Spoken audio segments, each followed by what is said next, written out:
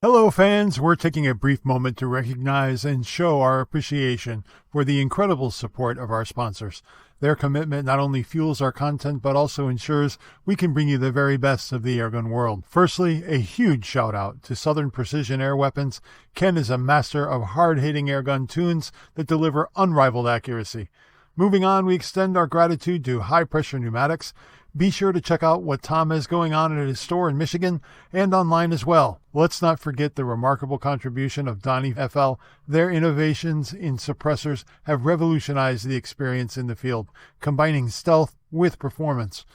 A special thanks to GX Compressors as well for their robust and efficient compressors that are an absolute game changer in the pneumatic technology and convenience.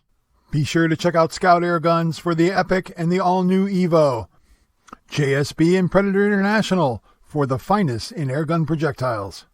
Affordable, well-made, and fun airgun products from Umarex Airguns. And lastly, we express our sincere appreciation for Sabre Tactical. Their tactical gear is not only about strength and durability, it's about taking your airgun experience to the next level. We proudly stand alongside these titans of the airgun industry and invite you, our valued listeners, to explore their outstanding offerings.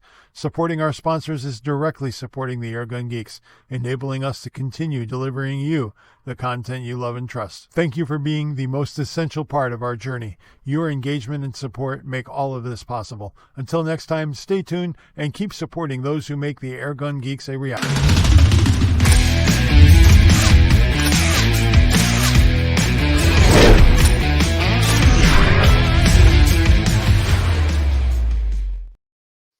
Hey, Bill, how are you?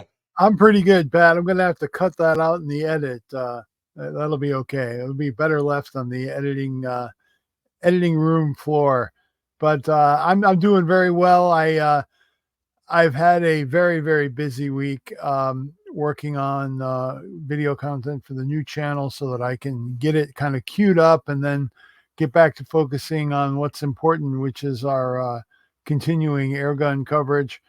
And on that topic, Pat, we have a very unique guest this week, and I am so delighted that he was able to join us.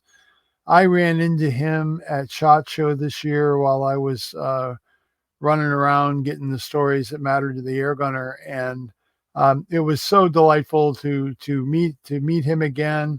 He and I actually met at SHOT Show the last time I was there at 2017. Mm-hmm. It turns out that was there was a pause there that he wasn't really in the airgun scene for a while, and I got to talk about his reentry into that. And then I said, hey, what would you think about coming on the podcast? But before we get to our guest, Pat, what kind of airgun shenanigans have you been up to this week?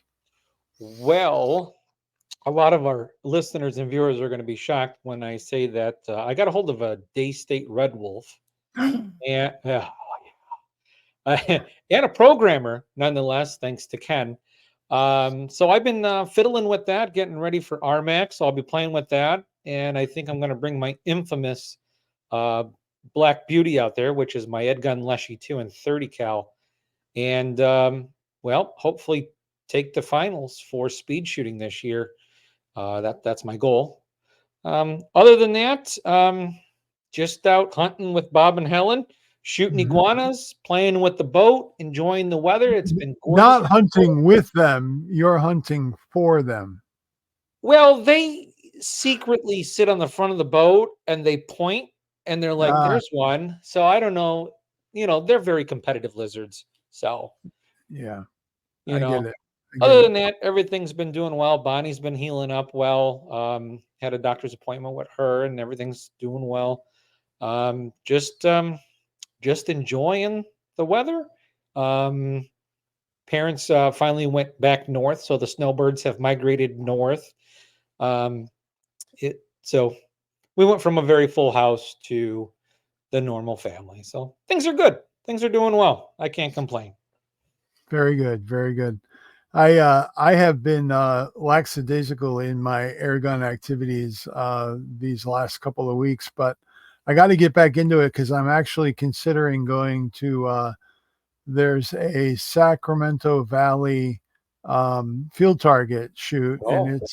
it's actually kind of a special shoot for me, because the guy who was instrumental in me first getting involved in field target, which I don't compete nearly the way I should. In order for me to keep my skills sharp, I should be kind of in the drill of getting to as many matches as I can. But um, Jim was the guy that I met at a airgun show here in California Mhm. many years ago, and he was the guy that kind of got me really involved and interested. And he was, very warmly invited me to a match. He's like, "Look, just come. Don't worry about what gun you bring. Just come to a field target event, and we'll get you a gun. We'll set you up. You won't have to worry about a thing. We'll guide you through this. It's very informal at the club level." And Jim was the reason that I got involved in field target, and he passed away rather suddenly a couple of years ago. And we started having this memorial event. Usually, the first event at Sac Valley Field Target is dedicated to the memory of Jim, and I really want to try and make that. But I never like to do things the easy way, Pat. You know me. You know how I roll. You don't. No, I've got that very interesting custom stock from Craftsman Vit over in Europe that is made for my vintage RWS Model 52 Mm. with the T01 trigger, which has actually always shot better than my HW97. We're not talking about huge numbers here. It may shoot 15% better, which, I think the HW97 can, in an indoor range with no wind, it can do a 0.3 inch diameter group at 35 yards. I did that at Utah Airguns at their indoor range. Oh, wow. It's capable of really good accuracy, enough to shoot field target. But the way my brain is, it gnaws at me that I'm not using the most accurate Springer I have. So I'm thinking about chucking that stock on the RWS, trying to get a scope dialed in before Sunday, and then just go up there and have fun. I mean, our two rules for competition, right? Oh, yeah. What are they? Have fun and don't be last. Right. So Mhm. I'm hopeful that honestly there aren't that many. When I go to events like this, there aren't that many people who compete in the Springer class. So Mhm. it's usually a pretty small pool. So it's going to be hard for me to not come in last, but I'm going to do my best. I'm going to try and not let the podcast down and let our viewers and listeners down. But yeah, I get a hoot out of that. It is kind of a long drive, and I actually drove into the side of my truck with the tractor this week, which really was not a good way to start the week. But Mm. yeah, It's a Toyota. It'll be all right. yeah. I mean, the truck, yeah, the truck works fine, but it broke my heart because for a 2001, it's actually Mhm. a pretty clean truck body wise, but this is the first dent that I've added on it, so that hurt a little bit. But anyway, Jeez. that's my airgun escapades, and I'm excited to get that gun back out and get back in the groove again after a long winter. Yeah, we do have those in California where it just basically rains all the time. So here we go.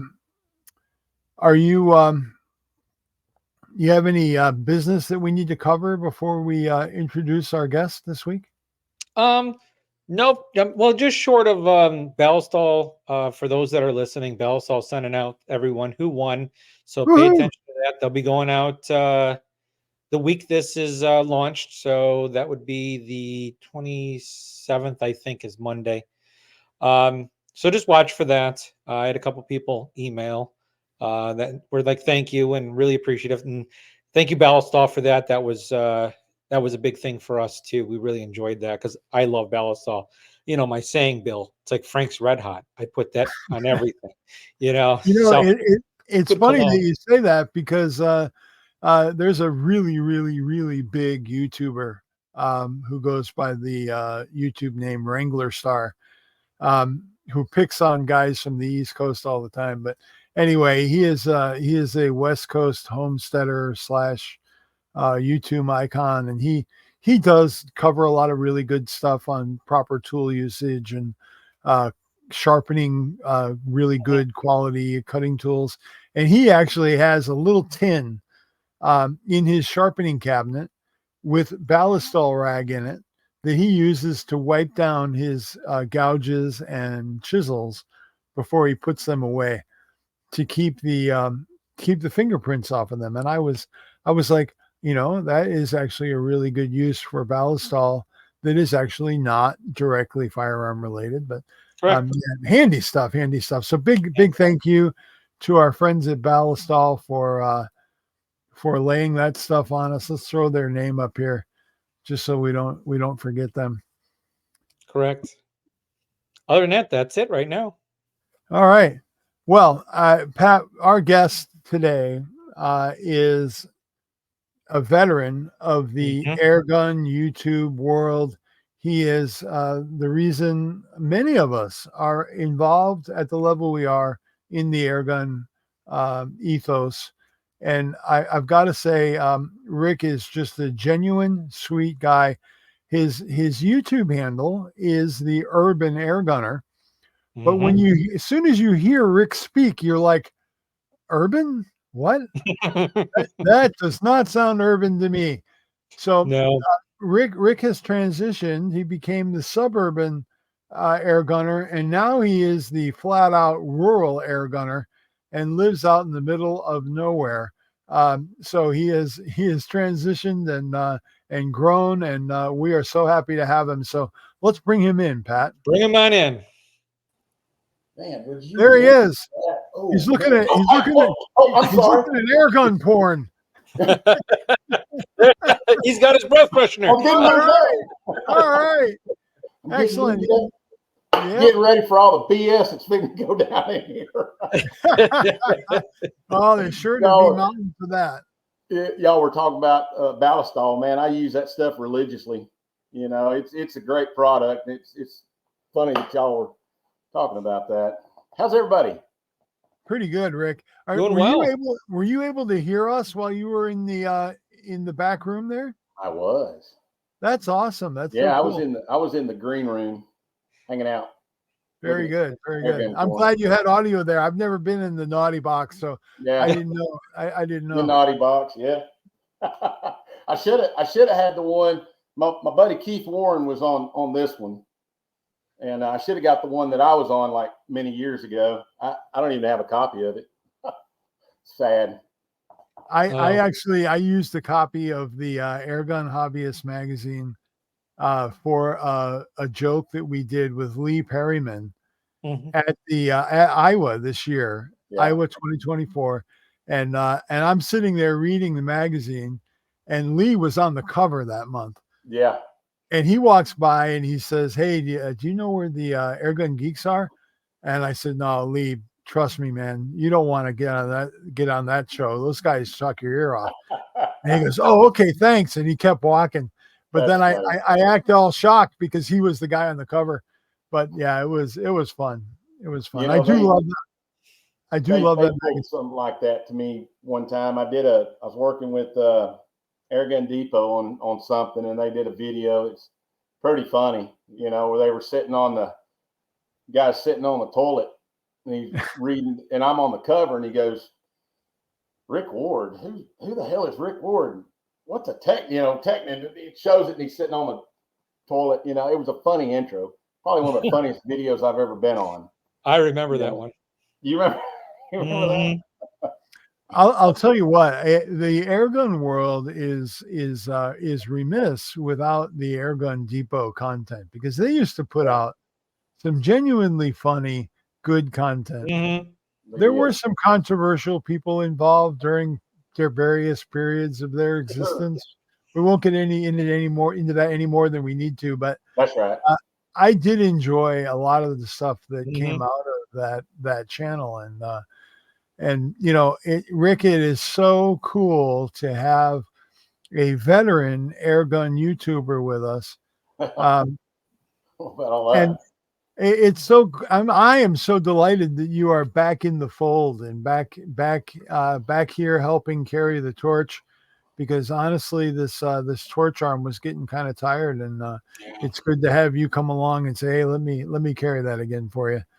Well, it's good to be back, you know, and it's like you and I talked about at SHOT Show, and you know, just a lot of obstacles were in the way, and life happens, you know, to everybody, and it just, you know, I had to try to jump over those hurdles, you know, but it's good to be back, you know, just getting life back together and kind of starting over.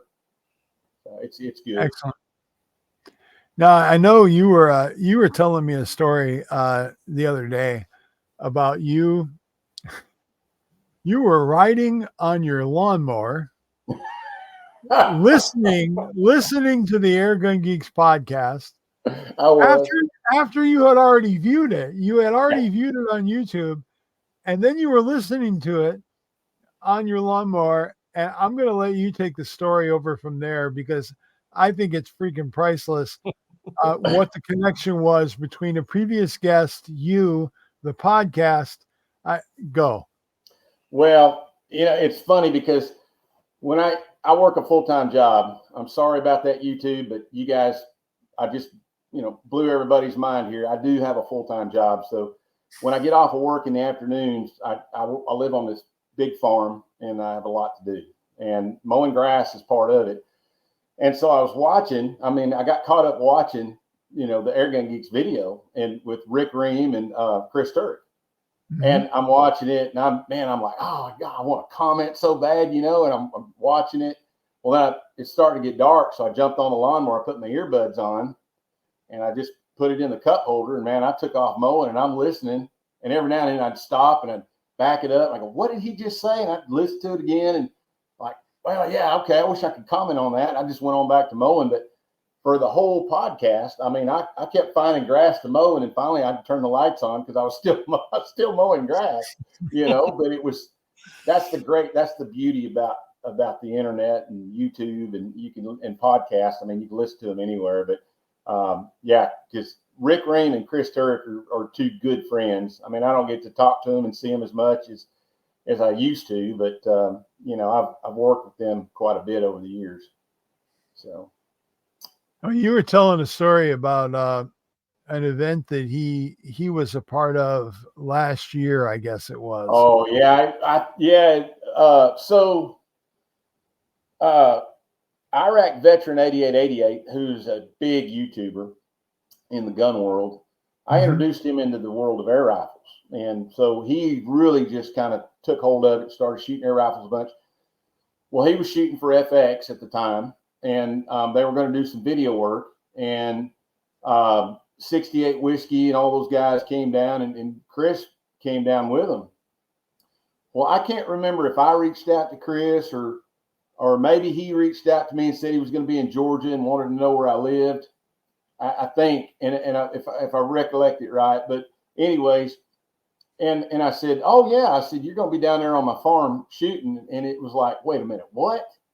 I said, you're going to be at my farm doing the video with Eric.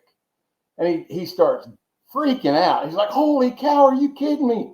And he goes, man, I'm going to be at the Urban Airgunner's place, you know? And he was like, you're the reason why I got into air gunning and just all this stuff. And he goes, yeah, I mean, it was just out of the blue. Do you drink bourbon?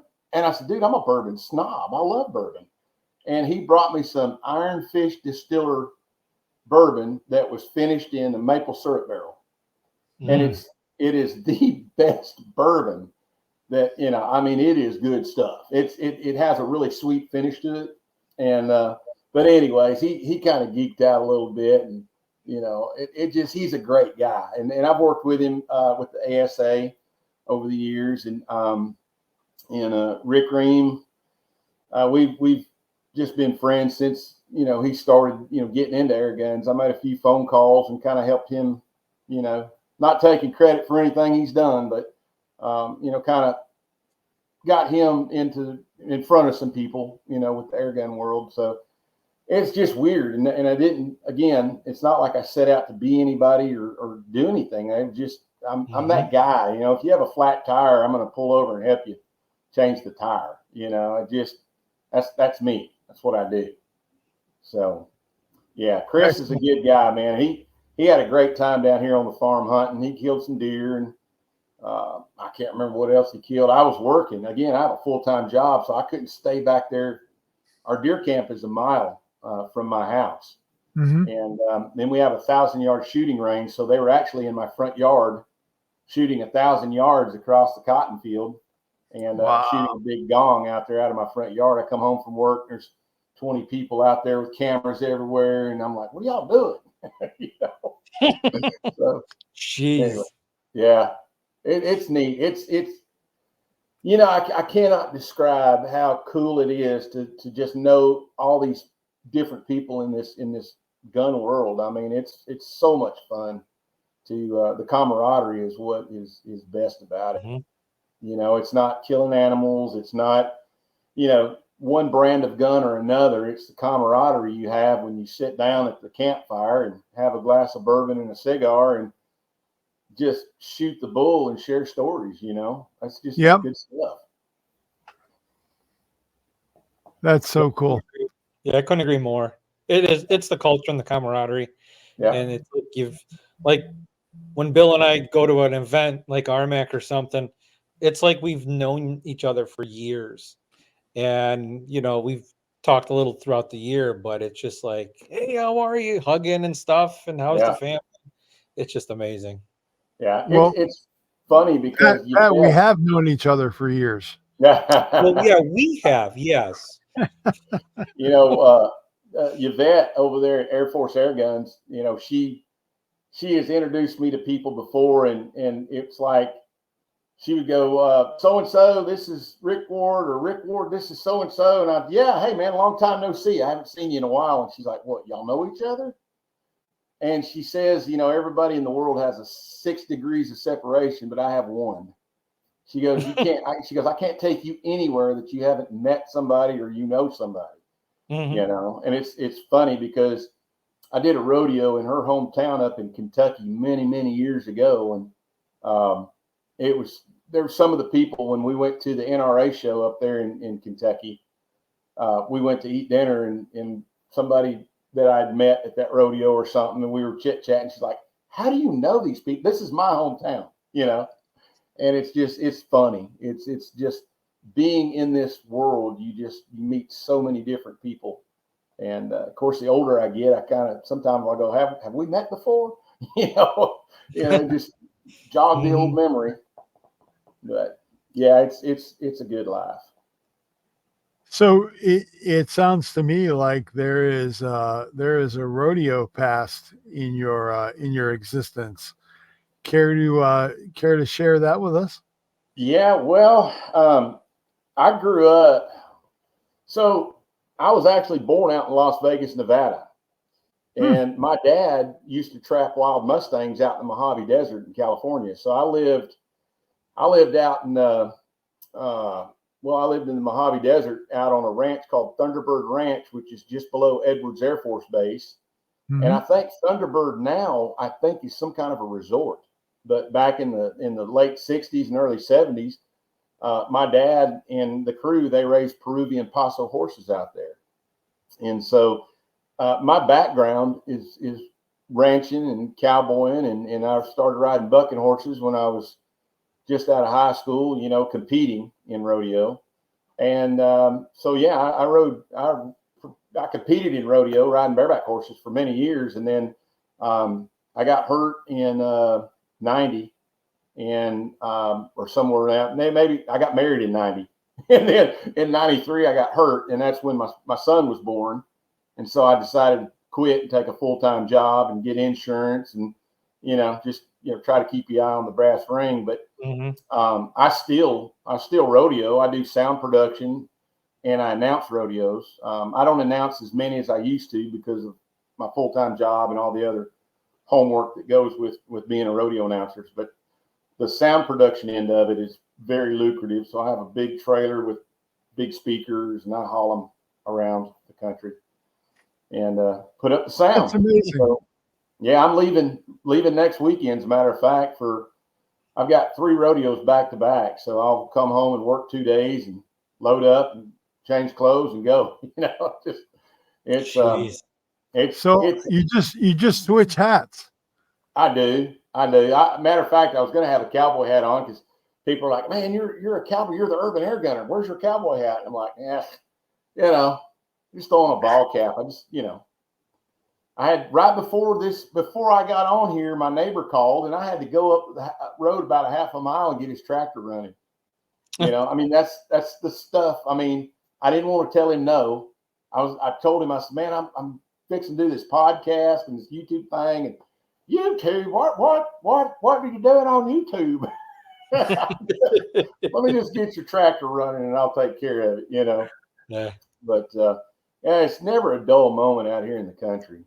And so just to kind of give you a history of the Urban Airgunner, originally back in, I guess 2008, I bought a little hobby farm. It was 8 acres, and it was just outside the city limits. I mean, I could spit on the sign that says no discharging of firearms in the city limits. And so every time a coyote, and there was 50 acres next to me that was vacant, and it was just grown up, and there was fox coming through my front yard, and I, the coyotes is what I'm after. I mean, I've been hunting coyotes since I was 12 years old, and it's just something that I just love doing. It's a challenge. Right. So every time I'd shoot a coyote out there on that property, here comes the sheriff driving up the road. My driveway is a quarter mile off the main road, and I'm like, "Oh, here we go again." And he'd go, "Hey, is everything all right?" I said, "Yes, sir." I said, "I'm outside the city limits. I'm within my right." He goes, "Oh yeah, I understand, but there's concerned neighbors. They don't know you." And I said, I agree, and I'm being respectful. So I thought, I've got to find a better way to dispatch coyotes, and be stealthy about it. Jim Chapman was my hero in the airgun world. And so I started looking, and started really studying Jim's stuff, and I reached out to him and I asked him about some guns, and I tried some stuff. I mean, I had a Benjamin Marauder, I reached out. I had a friend that worked at Benjamin Air Rifles, and I reached out to him, and they sent me one, and I was very displeased with it. Not to bash anybody, it just didn't do what I needed to do. It's a great, accurate gun, but it didn't do what I needed to do. And another friend of mine, early Marauder is not a coyote removal tool. No, not at all, not at all. And so a friend of mine that was in the business, another friend, he said, "I'm going to put you in touch with Air Force Airguns," and I'm like, "You mean that little gun that has the squirrel with the Army helmet?" And he's always protecting his damn nuts. Yeah, I thought that was like a Chinese plastic gun or something. I didn't really know about Air Force. I mean, I was going to take my Benjamin air rifle and put that thing up and go out there and shoot them. I mean, I was just ready to do it. And so fast forward, I sent a letter to Air Force and explained to them what I was doing. And my buddies were teasing me about being an urban cowboy at that point. And I said, "Dude, I'm hunting coyotes with an air rifle, so piss on me off," And they said, "Oh, heck, he's an urban air gunner now." And I thought, that's got a little ring to it. And so I just started, going by the Urban Airgunner. And Air Force sent me this 25 cal. And the first coyote I killed with it, man, I was like, there'll never be another bad day ever. And so I would get on my golf cart and I'd go ride through the neighborhood and I would look for coyotes. And I mean, I would get out there with just a small hand call, and I'd see dogs, they'd come up and bark at me or something. I'd just stay right where I'm at. And then lo and behold, out of a little dirt alley, here comes a coyote, man. I was like, just drop him. And I thought, this is great. And so I became the Urban Airgunner, and that's, kind of how that happened. So, the rest is history, as they say. Yeah, if I remember right, you were using an Air Force Escape. That was my second Air Force gun. The first one I got was the Condor SS. Condor. Yes, but the Escape, when they came out with the Escape, they sent me one, and I mean, man, that was a great gun. Very versatile. I mean, you could do whatever you wanted with it, and I love the 24-inch barrel on it. That thing, I killed several coyotes with it too. You know, I shot a lot of fox with it. There's people, you know, everybody has chicken houses nowadays. Everybody wants to be a backyard farmer, and had a guy call me. He says, "Man, these fox are killing my chickens." And so I took a friend of mine with me, and this is early on, before, you know, I was still using a flashlight, didn't have any night vision or anything like that. And I would kind of shine a light out there, and I'd see the eyes glow, and I'd tell him, it's right over there. And I said, when I count to 3, I want you to turn that light on. And man, we'd count, and I mean, boom, I'd shoot that fox, and I mean, 75 and 80 yards. And this guy's like, "Are you kidding me? Did I just see that happen?" I'm like, "I'm telling you, man, these guns are awesome." And then next thing you know, people are wanting to buy a gun, and I thought, man, I'm going to go into business. That's tough. I mean, my hat's off to anybody that could sell air guns. I mean, I sold a bunch, just, you know, sending them to Air Force Airguns, or I'd buy a bunch of them and just sell them, you know. But it's boy, it takes a special knack to be able to have an airgun company, and you got to sell more than just air guns. At one time, I wanted to open up a generator. I wanted to sell generators and air rifles. Yeah, not much of an entrepreneur, but I just thought that'd be great. Everybody needs an air rifle and a generator. Maybe a 6-pack or something. I don't know. But I always have these harebrained ideas, but yeah. Well, you know, that's not a bad idea for a convenience store down where you live. You go. You know, generators, air guns, and beer. Well, you know, the hurricanes, we get hammered pretty hard where I'm at in Georgia. You know, Hurricane Michael, man, when it hit, it went all the way up to Macon, Georgia, which is, so just to put it in perspective, I'm in the southwest corner. So I'm an hour above Tallahassee. I'm probably just under 2 hours from Panama City. So to the northeast. And when that hurricane came up there, I was still at my hobby farm, where it was still my house. And it took out the roof off my barn. It got my pickup truck. It got the roof on our house. And then it didn't stop there. It just kept right on going. You know, I mean, there was probably one of the most devastating things I'd been through, other than California earthquakes, as a kid. You know, and I lived in Ventura for a while. And man, San Andreas, when it started, you know, kind of rumbling a little bit, you know, you try to hold on to stuff. Boy, I mean, I have some fond memories of earthquakes as a kid. So yeah, I mean, yeah, but anyways, it's yeah, you know, air gunning is something that I do love it. You know, I love guns in general. You know, you know, I wish I could give everybody a tour, but when you come to my house, there's my grandfather's shotgun is on the mantle. My dad and uncle's 22s are hanging over the window. There's right now there's a shotgun in the corner. There's a 308 in the hallway. It's just, you know, I'm living the dream here. You know. And got a gun safe full of guns that, you know, so it's just, I'm a gun guy. I love guns, you know, and, but air guns are, the great thing about air gunning is that you can go just about anywhere and shoot and be stealthy about it. And it doesn't matter whether you like to hunt with an air gun or just plink. There is something in this sport for everybody. And I was contacted by a big magazine that's over 40 years old here in Georgia. It's called Georgia Outdoor News. And they've got a new leadership, and they reached out to me. And the owner of the company, the magazine, he said that something in the growing up of children these days is missing, because these parents are going straight to a firearm. There's no, there's no BB guns. They don't, we used to start out as a kid, you'd get a little Daisy, You know, I had a Daisy BB gun when I was a kid, and I mean, look out, cats, sparrows, and dogs, and a few street lights. You know, you go from that, and you go to a pump gun, and I've still got my original. I've got a Powerline 880, a Daisy. I got it when I was 10 years old, and I've still got it. And you know, I mean, if that thing could talk, the adventures that I had with that gun. And kids are missing out on that these days. It's not, there's just not that. We live in such a fast food world. I mean, parents are just, everybody's working to survive, and you get your kid a gun and you know, here, go shoot something, you know, go play.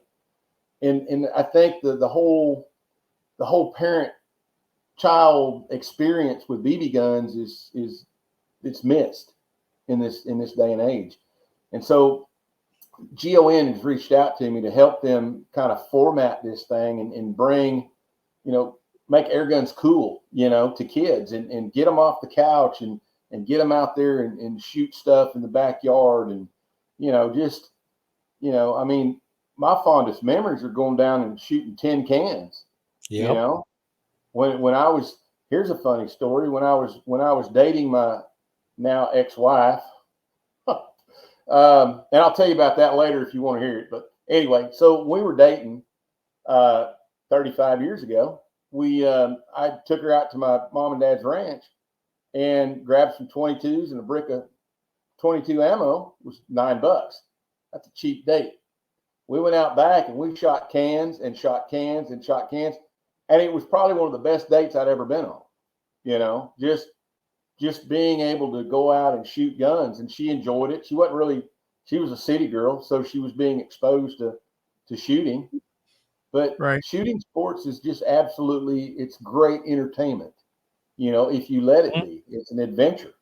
So, but yeah, anyhow, it's you know, just shooting. I mean, it's just in general. I can remember in Ventura, I was, oh gosh, I was probably 7 years old, maybe 6 or 7. And my neighbor had a BB gun. I can remember walking by down the sidewalk, and there's lemon orchards on the, and you know, we'd go out there and shoot birds or shoot a lemon or something, you know. I mean, we didn't get in trouble, you know. I mean, you just go out and play with the BB gun, you know. I mean, I only, and just to set the record straight, I only shot one street lamp. And I regretted that. I regretted that from the minute I squeezed the trigger, because that was a butt whipping, big time. So never did that again. So I actually got, I in my checkered air gun past, I had a Crossman 760, and that gun was my pride and joy. It was my Red Ryder. From A Christmas Story. That was my gun. And I had a really crappy Tasco optic on it, which I thought was the greatest thing in the world because I had a scope, right? And it was, you know, there were 2 of us in my neighborhood that had air guns, and the other guy had a Daisy Powerline like yours. And I had another friend who's like, "Hey, can I borrow your air gun for a couple of days? I just want to check it out." I'm like, "Yeah, here you go." So I gave him a tube of BBs and remember the Crossman used to come with the little plastic trays that would hook on your belt. Yeah. Full of pellets. Yeah. Well, I gave him that stuff, and he took it to his place, and it was like weeks were going by, and he wasn't bringing my stuff back. So I said, well, this is before well before the internet or any of those cool things. Yeah. So during the summer break from school, I was wanting to shoot my air gun. So I went down to his house and I said, "Hey, is Butch home?" And his mom goes, yeah, let me get him. And I say, "Hey, Butch, I lent you my gun like weeks ago. You said you wanted it for a couple of days. So can I get my gun back?" He's like, "Oh, yeah, hang on, I'll get it for you." So I'm sitting on his porch for like, I don't know, 10, 15 minutes. And he comes out and he hands me the gun. He says, "Hey, you want to go do something?" I'm like, "Sure." He goes, "Okay, well, give me another couple minutes. I got to get ready." okay, whatever. I'm not sure how much getting ready a 10 or 11-year-old boy needs, but whatever. And in my house, my father was a Marine Corps veteran, and he had some very reasonable rules regarding using your air gun and what you were and were not allowed to shoot. And he said, no songbirds. I don't ever want to hear about you shooting any songbirds. My father really had a soft spot for canaries, and it went very deep into his childhood. He's like, do not shoot any songbirds. I'm like, okay, no problem. So I took that because I really, at 10 or 11 years old, I couldn't tell you what a songbird was from a raven or anything else. So I just didn't shoot any birds. So Butch hands me my air gun, which, at this point, I'm naive enough to believe that everybody understands firearm safety, and you never hand somebody a loaded gun. But I was also naive to believe that I didn't need to check. And this is where I learned that lesson very, very vividly. I'm sitting in front of Butch's house, and there's a bird up on the power line, and I put my scope up on him, and I'm like going through the motions, and I'm just imagining what it would be like to shoot that bird. And I pull that trigger, and the damn gun was pumped, and it had a bullet in it, and that bird just went poof, fell off the line.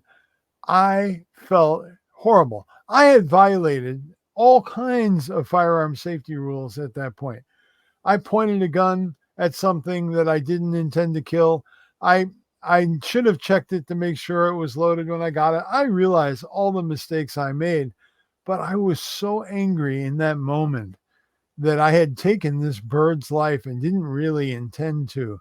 Again, my fault, right? So my buddy Butch comes out, and I'm like, you jerk. And the two of us start scrapping on his porch.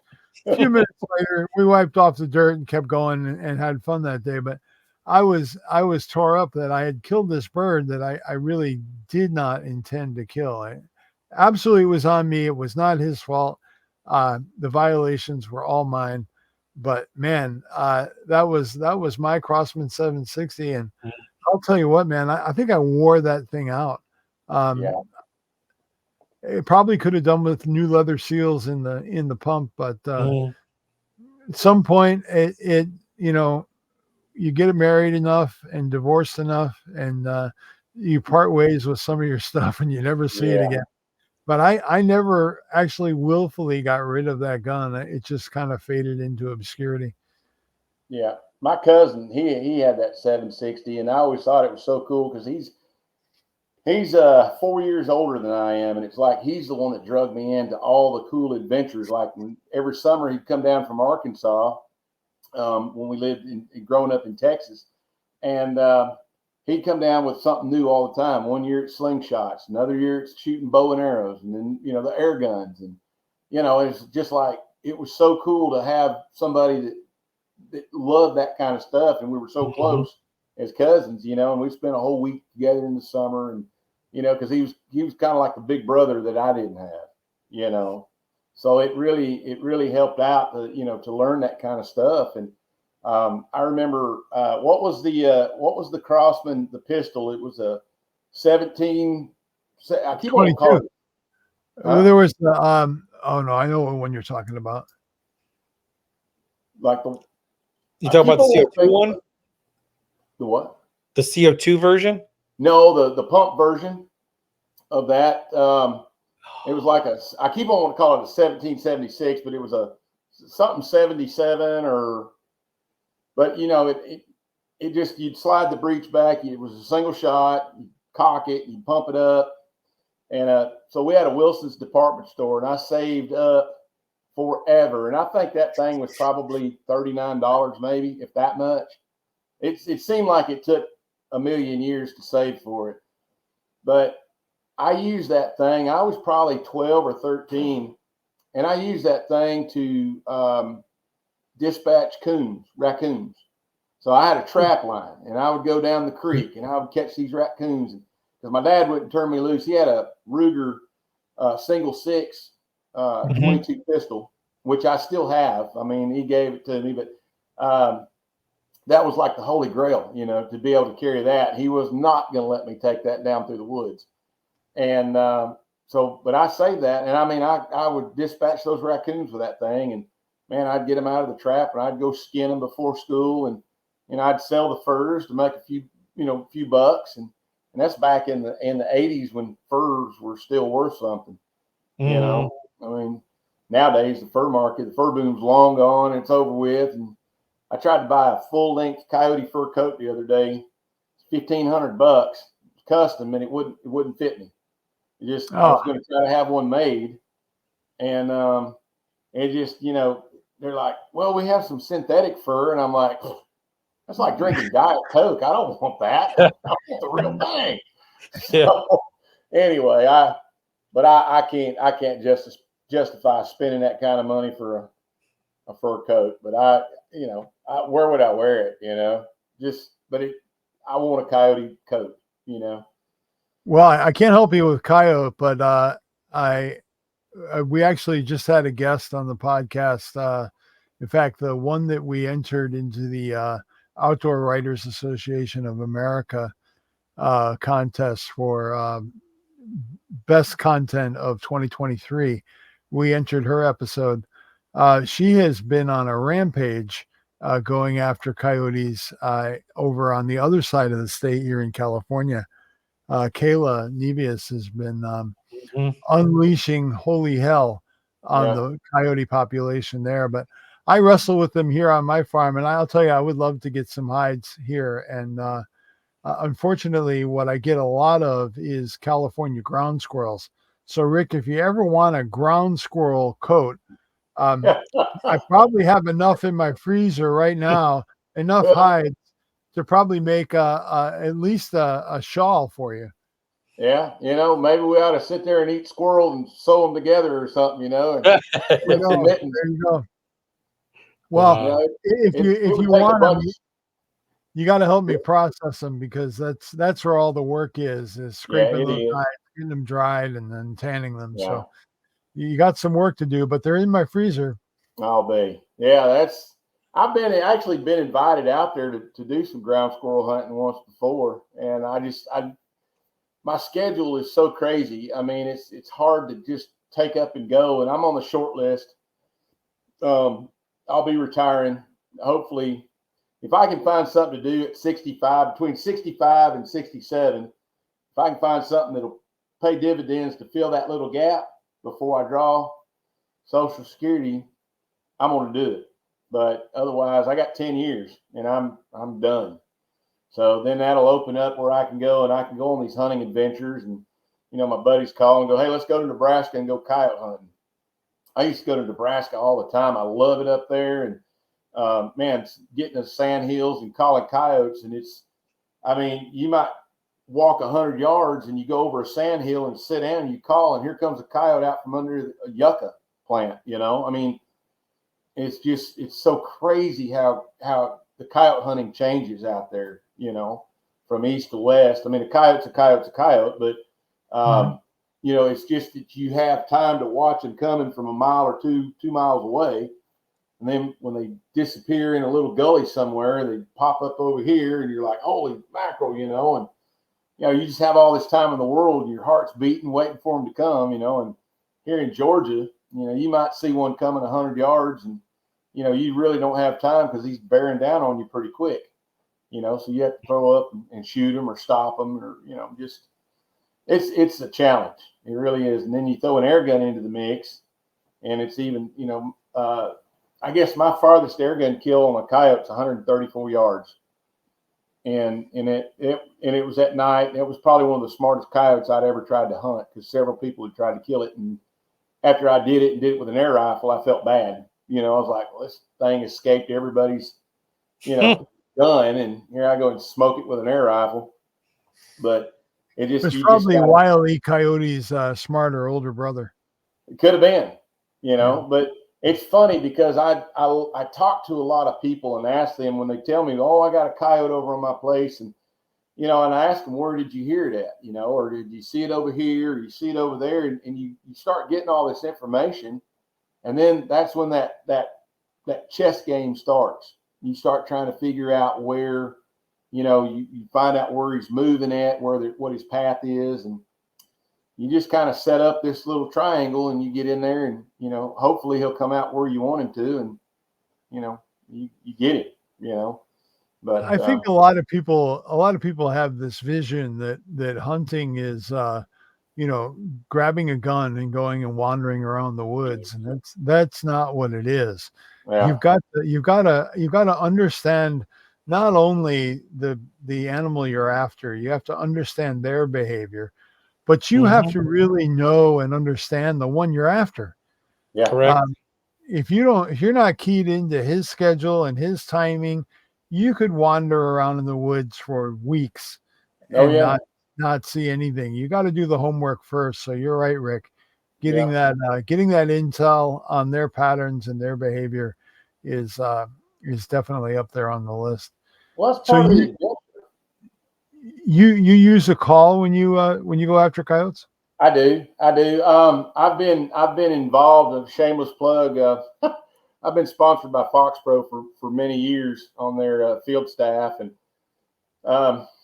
they make the best callers that I've ever used. I mean, there's a lot of electronic calls out there, and I've tried a lot of different ones, but Fox Pro is Fox Pro for a reason. I mean, they were the OG of the electronic calls, and they do a really good job. But yes, I use a call, and then I use hand calls as well. I've done some filming with a gentleman who lived in Arizona for many years and moved back to the Midwest. His name is Mark Zepp. He's involved in coon hunting, predator hunting, and so he has a line of calls that he makes. And we did some filming several years ago, and were just wonderful times because my son was involved in it as well, and the whole family. So, but yeah, I use hand calls quite a bit, and the thing that I have to be careful of, we have a lot of owls out here, and you can get hit in the head by talons, and it does not feel good. So, I mean, you can be up against a tree. I've actually been sitting up against a tree calling and had a bobcat run across my legs. Wow. I will tell you, I wanted to be real cool about it, but I screamed like a girl. I mean, my legs like, what? I said, this bobcat just ran across me. I'm sitting there calling, wah. I've had coyotes run into me. They just come barreling in, and you just can't stop them. I mean, their mind is, they're so focused on that sound, and I mean, it's just like they come in and just boom, and they're just like, wait a minute, what did I, and they turn around and run. I mean, coyotes are not people. People call me all the time, and they'll go, man, I got a pack of 20 or 30 coyotes in my backyard. And I said, well, there's never been 20 or 30 coyotes in one pack anywhere in the world that I know of. I mean, most I've ever seen are 8. And I mean, and that's rare. Yes, they are pack hunters, but you might have 3 or you might have a pair, and the way the sound bounces off the trees and echoes, it sounds like there's a bunch of them. Mm-hmm. It's just 2 coyotes, jibber jabbering back and forth. And, so you can go out there and you can call them up, but they'll just come running at you. And I mean, I've caught them before, and you grab them around the neck, and they just go limp. I mean, they want to act all big and fierce. The only time that you're really going to have a problem with a coyote is during the denning season. And if you get near a den, and California is really bad about coyote attacks for the simple fact that everybody's moving up into the hills and trying to get that country atmosphere, and they're invading somebody else's home. It's just like the white man did to the Indian. They're invading, and it's just, I mean, you get Fifi out there in the yard, and I've literally seen a coyote come out and attack a dog. I mean, a house pet. Oh yeah. And I've seen fox do it. Matter of fact, I had a guy comment one time, said, oh, well, fox don't hurt dogs or cats. And I took a picture and sent him a picture of this fox chewing my cat's kitten. I mean, they're just pulling it apart. They're animals. They survive. They're hunters. They're, Fox got to eat. They do. And here's a funny thing. I rescued a dog here a while back. Now, he's outside because I didn't want him jumping all over me. But he's part basset hound and part bulldog. So if you can imagine. Oh, wow. That's confused, man. That's confused. Little guy. Let me tell you, he took off after my cat, and I had to get on to him. But then it occurred to me that basset hound and that bulldog, he's a predator. That dog is a predator. It's bred into him to be a predator. So I went and got him a training collar, which just happens to be sitting right here. It's a little tiny shock collar. It doesn't hurt him. I use the sound. It's got a tone that beeps. And he's such a smart dog when that thing beeps. And I'll look at him, I'll go, leave it. And he'll turn around and come back. Well, now that him and the cat are becoming friends, or he thinks they're friends, he'll walk up to the cat and sniff, and man, she'll just whack him and he'll yelp like a baby. But he still, it's just his mindset. His mindset is, I'm a hunter. Mm-hmm. And so he puts his nose on the ground, and last night he took off down in my back pasture and he got after a deer, and I heard him bawling, woo, woo. I'm like, Shorty, and he come back up like, I'm just hunting, so you have to kind of keep that in mind. I tried to correlate that with coyotes. You have to remember that a coyote's a predator. Yeah. And when you're hunting the predator, you become the prey. So you have to put yourself in that mindset. And I tell people to bow hunt your coyotes. And what I mean by that is you got to watch the wind, because the coyote's always going to try to travel downwind and make sure his nose matches what his ears are hearing.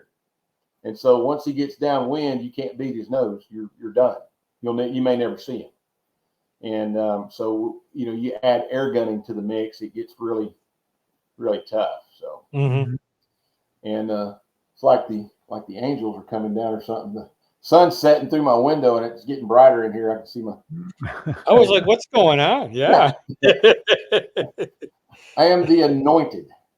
So the sun. It looked like the glow from Pulp Fiction. Remember every time? Oh yeah.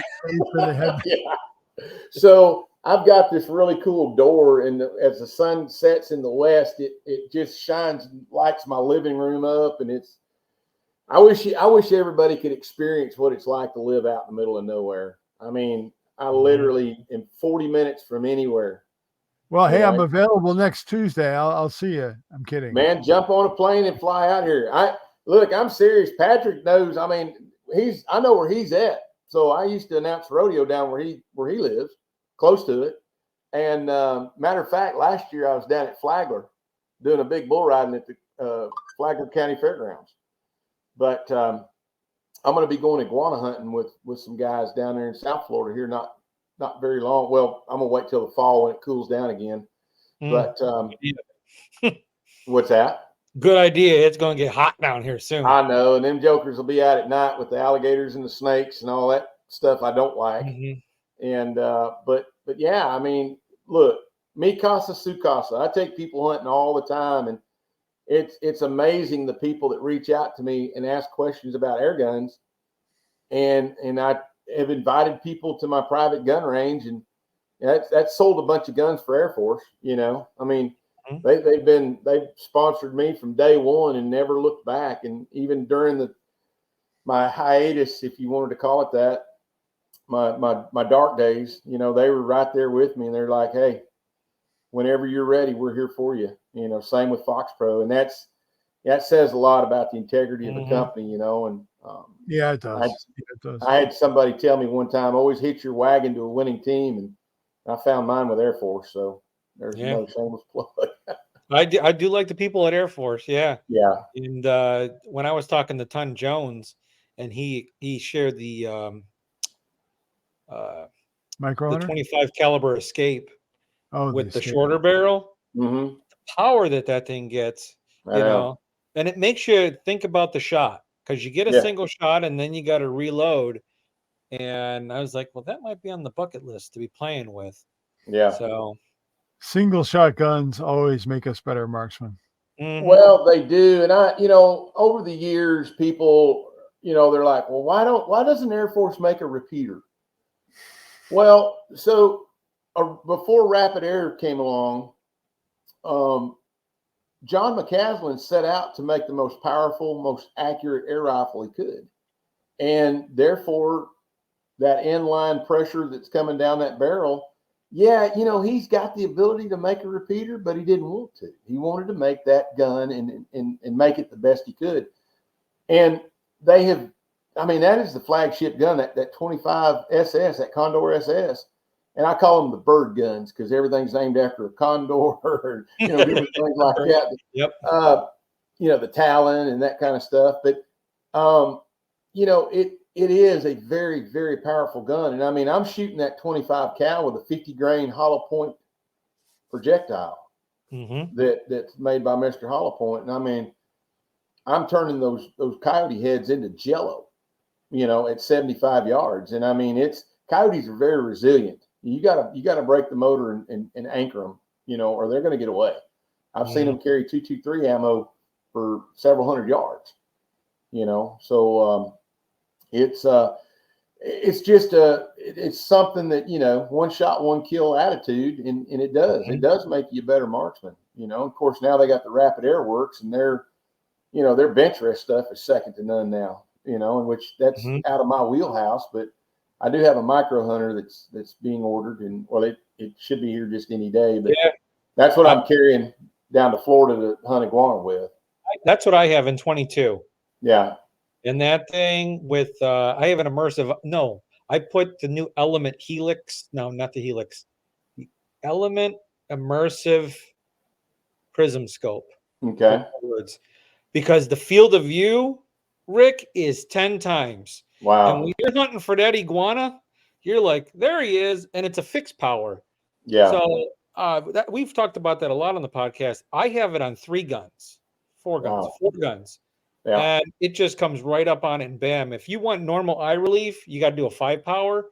And I'm shooting because you got to shoot an iguana in the head or he runs away. He laughs at you. Sure. He runs away. So I'm dropping them with 177. I have a Catran bottle version, the little guy. And then I got the Micro Hunter, and I've never had a raw. My God. Yeah. If you miss, it's you. It's that simple.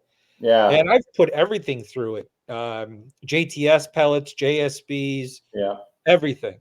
I'm like, I'm kind of a snob when it comes to the ammo. I've had a lot of people send a lot of stuff over the years, and I'm always reluctant to take it just for the simple fact that, they'll tell you, here, try this out, but then they expect a review or they want something. And I just, I try to politely say no, not that it's not good stuff. It's just that, the people that started out with me, and I apologize for that son, guys. You're fine. You're fine. It just looks like you're the chosen one. That's okay. Well, it adds to the mystique. But the people that believed in me when I was nothing, I'm still nothing, nobody, but the people that gave me the chance to do things, those are the people that I've built the relationship with. And I think that at the end of the day, when all this is gone, those are the people that I'm still going to have the relationship with and be able to hang out and go to their house and talk about the old times and stuff. So, Dick Dixon, he's retired now from JSB, but Joe's a great guy, and he and I chit chat. We were on the phone. He called me. Well, he texted me the other night. I was sound asleep, and I was like, "Man, do you never sleep?" So we got on the phone, chit chatted about stuff, but they've always kept me with ammo. I'm just a JSB geek, man. 25.39 grain is my go-to pellet. And then Robert Vogel is just never said no if I needed something and to test or whatever. And just these folks are genuine people that really care, and they want to help everybody. They can't always help everybody, but out of the blue, I'll get a box full of ammo, and out of the blue, they'll get a case of wine. There's a wine vineyard behind me, And so I go over there and I'll send out, wine to my buddies or something, just a little bit of Georgia, taste of muscadine. But, it's just, I do like sticking with those people that have put up with my garbage for, all those years. I mean, that's the only way I had to repay them, is just be, true to them, Yep. So, but yeah, and we got air gunning. I helped lead the charge for big bore air rifle in Georgia. So that really opened up the floodgates for hunting, and it's brought a lot of gun guys into the air gun realm for hunting big game. And it's man, there is nothing like it. I mean, could you imagine what it was like for Lewis and Clark having that air rifle, that Giordoni, Mm-hmm. And then, these guys that are coming up now, the power is triple of what, I mean, that 800 PSI with a cast iron tank. I mean, we're shooting 3,000, 3,500, 4,000 in some cases. And Tom Gaylord hit it on the head one time. We were doing an episode of, I don't remember what we were doing, one of them shows.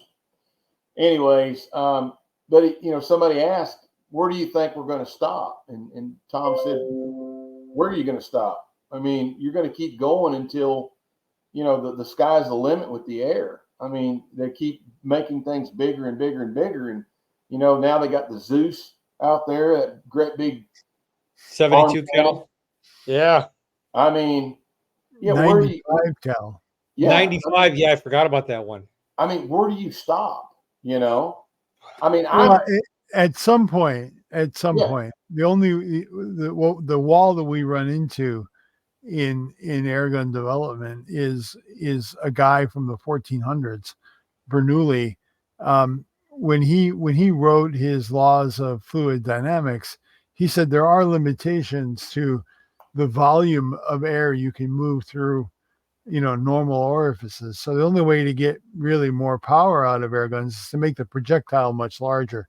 Right. You can still hurl a really big projectile, but when you start to get into 72 and 95 cal, it becomes, the level of absurdity to get that energy level, to me, departs with what really makes an air gun useful. And for me, on my farm, this is my use case, I really love I shoot pellets 95% of the time because they do slow down. They don't have that lethality out past 100 yards. Right. They're giving up their speed quickly, and I want to poke a hole in that rat's head at 15, 20, 30 yards, and then he goes away. That's my job for the air gun here. And I really geek out on precision shooting and getting that accuracy and how small can I make that group. Right. So for me, the air gun ticks all those boxes. I've never chased the power. So for me, I'm Pat and I have had this conversation where we're just like, hey, you know what? You're going to chase this power right into having a seat in front of the House of Representatives, trying to understand what kind of restrictions they're going to put on us, because they're going to view us with the same eye that they use on firearms, and we're going to be lumped in with them the same way other countries have done already. So be careful how far we chase the power, because it might not work out that well for us. Well, I've been scolded by other air gunners before talking about, big game hunting and how powerful some of these guns are. And I mean, I draw the line at the 50. I mean, the 457 and the 50 cal Texans are my go-to guns. But the thing is, I've had these air gunners scold me for talking about it. I'm like, if you are naive enough to think that the government has not seen or even know about air guns, you're crazy. I mean, it's not the government. It's not the government you need to worry about. It's the Karens. It's that too. But I mean, the world that are going to get their ear and nag them until they do their bidding. Right. Well, and that's something that, I mean, I don't know where it'll stop. And frankly, I'm the kind of guy that shoots the guns right out of the box. you'll never hear me talking about modifications on my guns, because I've taken guns right off of the floor. Just built and shot them, and they every one of them are so consistent. Now, the projectile, there's not a magic number. There's not a magic bullet. I get emails all the time. Well, what do you think is the best bullet for my gun? Well, you're shooting a 457. Just because mine likes a 340 doesn't mean yours is going to like 340. Mm-hmm. You might have better accuracy with 255.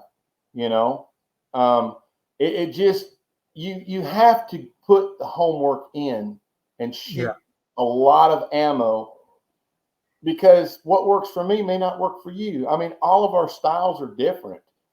And I try to explain that to people that, go out and shoot. The whole point of this is to enjoy it. Mm-hmm. It costs money to play. Go out and get a bottle of air, get a box of lead, and just go have fun. I'm not a precision shooter. Go apply some pellets. If I get in a circle that big, I'm good. I'm fun, Yeah. So I can't stop long enough to be precise on stuff or be a precision shooter. I'm just, I'm constantly going. So that's kind of my take on the airgun soapbox, as far as, get off the couch, go shoot your gun and enjoy it, man. Don't try to copy somebody else. Just, if you want to ask a question like, well, what do you think might be a good hunting bullet? Well, I can tell you, I use in my 457, that 340 grain hollow point is great. It works. If you want to hunt deer, I go bigger with the 50 cal. You just, your shot placement is everything. It's going to be, you have to understand that you don't have that hydrostatic shock like a powder burner has. There's some there. I got a slow-mo video of shooting a deer at, I don't know, 45 or 50 yards, man, and she was dead on her feet. When the pellet hit her, or the projectile hit her, man, she jumped 6 foot in the air, and you could see her body just kind of bend. And she's running, and she's just dead in the air. She hit the ground, and it was just lights out, and it's, go spend the money, go buy some ballistics gel and buy you a turkey baster or a turkey pan and melt it back down and use it over and over and over. And, that's people. I don't think a lot of people know that you can buy ballistics gel, Mm-hmm. and it is expensive, but man, what fun to see what your projectiles are actually doing. And I wish that I'd have thought about it in advance. If I'd even had an inkling, I would have found that. I got a 50 grain 25 cal that I shot out of my Escape that is mushroomed so good that you're going to want to saute some onions with it. That's the kind of mushroom that bullet had. It was excellent. And I used to take it to SHOT Show, and people, I'd show guys all the time, well, these guns are really powerful. And I'd pull it out and go, well, there you go. FBI ballistics gel, 40 yards, that thing's just all been out of shape. So, it's just fun. Make your shooting time an adventure, Yep. Don't be a stick in the mud and just go and, well, I'm going to shoot a target. And people get enjoyment out of that. That's great. But ballistics gel, or, we used to take those suckers, them little lollipops that you get all in different colors. I had a 2x4. We'd line them up out there, and we'd all take turns, trying to knock those, and they make little sparkles, or silly string from the dollar store. That's priceless. $1 a can. Shaving cream too. Shaving cream. Shaving cream. And I'll tell you what's even better. I did a video with whipped cream, and the pressure, I think that's got nitrogen or something in it. It's the pressure that they use to put in those cans. It's actually nitrous oxide. Okay. Well, at the end of the day, that thing will roll out. That can will unfold and be flat when you shoot it. It is amazing. And I probably people think I'm stupid when they watch that video, because I mean, I literally laugh uncontrollably when I shoot that, because I'm having fun. I forget about the camera being there. I'm having fun just shooting my air gun. Yeah. So, you just got to think outside the box, man. That's good, cheap fun. Yep. And I used to invite my neighbors over, and kids would come up. Hey, Mr. Rick, can we shoot those air guns? And, well, heck yeah. Of course, my son, he would, when he was little, he'd come up and he's like, hey, Dad, can you get the air rifle out? So-and-so wants to see it. You bet, I will, Yeah. And I've been fortunate enough for different companies to send more than one or two guns to me over the years. And I've made a lot of kids happy. Let me just put it that way. I pay it forward. So, and I'm not scared to give stuff away. It doesn't, it's just one of those things that there's a lot of people in this world that want and can't afford. And so, I'm blessed. And so I try to help them out. So. Well, Rick, I want to thank you on behalf of the airgun community for your time today, and for sharing some absolutely incredible insights into the airgun world with us. It has been absolutely delightful. So thank you very much. Well, I'm sorry I got rambling a bunch. I mean, I'm a talker. That's what we do here. Yeah. That's what this is all about. Just three guys having a good conversation and bringing those in that don't know. Into the circle. Yeah. Well, and that's the thing, man. Anybody, I mean, air gunning is they look at the price of an air gun and go, well, I could go buy a 30-30 for that kind of money. It's not. Yes, it's expensive to get into sometimes, but it doesn't have to be. There's a lot of used guns out there. There's a lot of people willing to help you get into look, I started out with a scuba tank and a screw-on a bottle adapter. Well, actually, let me back up. I started out with a hand pump. And then I graduated. One of my we homeschooled our kids. And so one of the homeschool parents go, oh, I used to dive years ago, and I got a scuba tank somewhere in the barn. Well, I didn't know you had to have those hydro tested. I bebopped on down there to the scuba diving place, and I said, fill her up. He says, no. I said, why? He said it was out of date. So I paid like $45 to have it hydro tested, and he put paintball sticker on it. And, I mean, that's how I started out, and then I saved up, and I got a little tiny, one of them 90 cubic inch bottles that holds hardly nothing. And then I wound up getting a 4,500 carbon fiber, and then lo and behold, I got a compressor, and just started moving up. And it took a long time to get there. And, and I don't ask for a lot of stuff. And I have people call me sometimes, go, why don't you ever ask for anything? I mean, I don't deserve anything, I mean, I love shooting, and I try to buy what I can, because I don't want to be beholden to anybody. But Air Force is I'm telling you, they are a real sponsor. They man, I got my own bed at their house. I love going there. I love going to Texas and hanging out, and we'll go to the factory and get to see some top secret stuff every now and then. And then when work's over, when 5 o'clock whistle blows, man, we're going to go somewhere and have sushi, or eat dinner, and then we're going to go back to the house, and we're going to sit around the pool, and we're going to have a glass of bourbon and talk about life. I mean, this is like, these people are just they're just genuine. I mean, and a lot of Justin Jacobson, man, he's a great guy too. Utah Airguns. I mean, these are people that just will sit down and have a conversation. It's not I'm better than you because I have XYZ, or I did this or I did that.